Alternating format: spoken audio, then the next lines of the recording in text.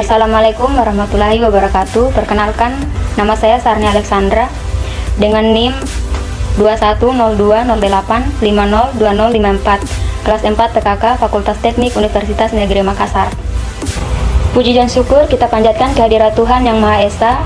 Atas berkat dan karunia-Nya kita masih diberi nafas kehidupan sampai pada hari ini. Ucapan terima kasih kepada Ibu Dr. Haja Samsida MPD selaku dosen pembimbing mata kuliah Sosiologi Keluarga. Pada kesempatan ini saya akan memaparkan hasil analisa fenomena terkait dengan mata kuliah Sosiologi Keluarga yang berjudul Ketidakharmonisan Rumah Tangga Akibat Besan Tidak Akur.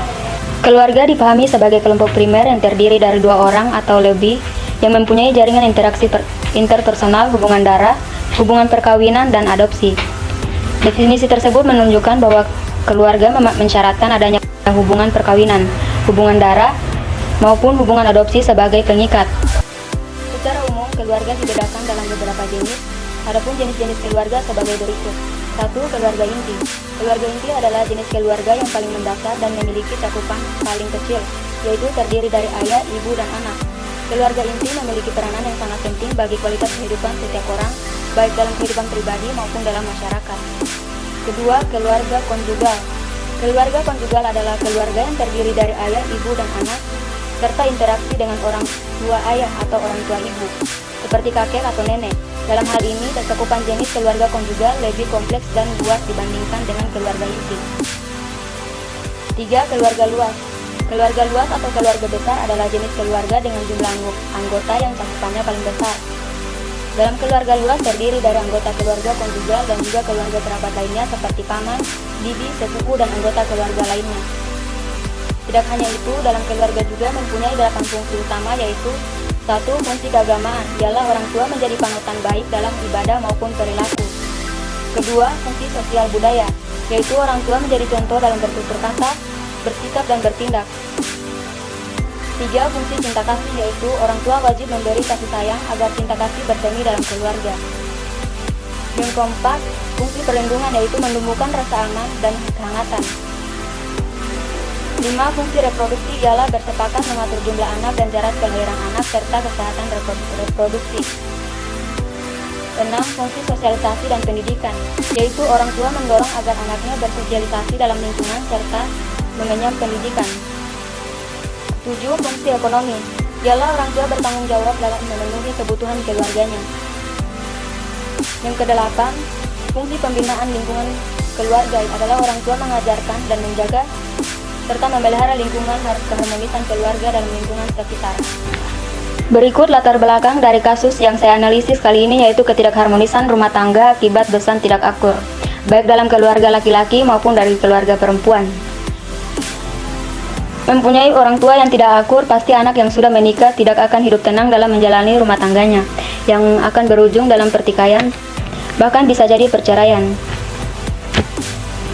Perceraian adalah berpisahnya hubungan suami istri atau berakhirnya suatu perkawinan yang dilalui secara sah berdasarkan hukum yang berlaku. Perceraian dibedakan menjadi dua, yaitu 1. Cerai hidup. Cerai hidup adalah status dari mereka yang hidup berpisah sebagai suami istri karena bercerai dan belum kawin lagi. Dalam hal ini, termasuk mereka yang mengaku cerai walaupun belum resmi secara hukum. Sebaliknya, tidak termasuk mereka yang hanya hidup terpisah tetapi masih berstatus kawin. Misalnya, suami atau istri ditinggal oleh istri atau suami ke tempat lain seperti sekolah, bekerja, mencari pekerjaan, atau keperluan lainnya. Wanita yang mengaku belum pernah kawin tetapi pernah hamil dianggap cerai hidup. Kedua, cerai mati. Cerai mati adalah status dari mereka yang ditinggal mati oleh suami atau istrinya dan belum kawin lagi. Sebelum membahas lebih jauh, pertama saya akan menjelaskan apa itu besan.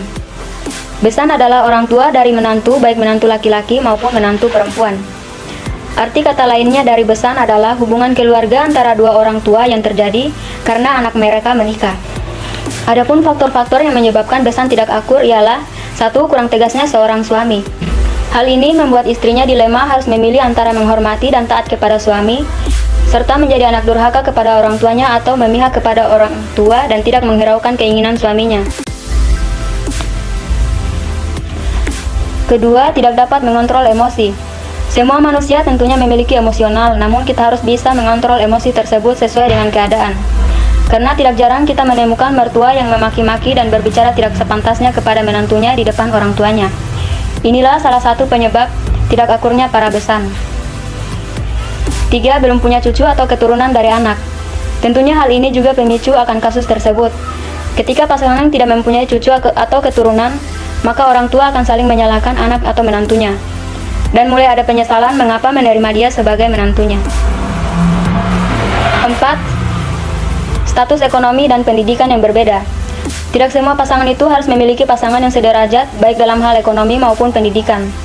Ada pula pasangan yang berasal dari status kaya mendapatkan pasangan yang berstatus kurang mampu.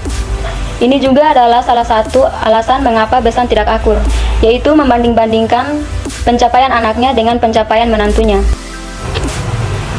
Tentunya faktor tersebut mempunyai dampak, dan dampak yang dihasilkan dari tidak akurnya besan yaitu 1. Pertikaian antar pasangan anak.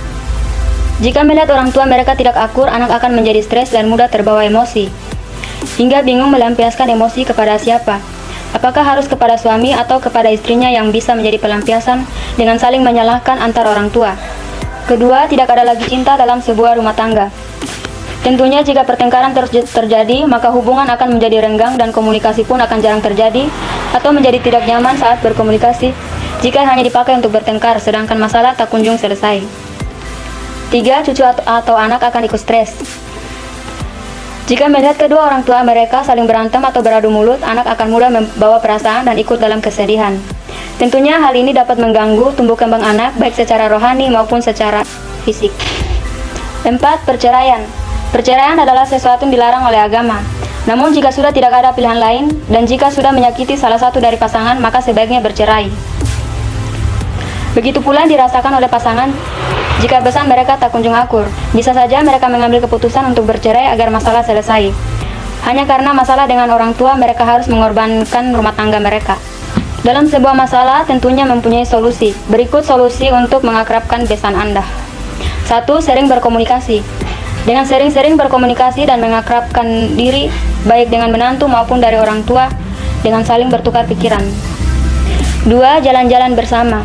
Tidak ada salahnya untuk jalan-jalan bersama dengan mengajak kedua orang tua masing-masing, guna untuk beradaptasi kepada keluarga baru dari anak.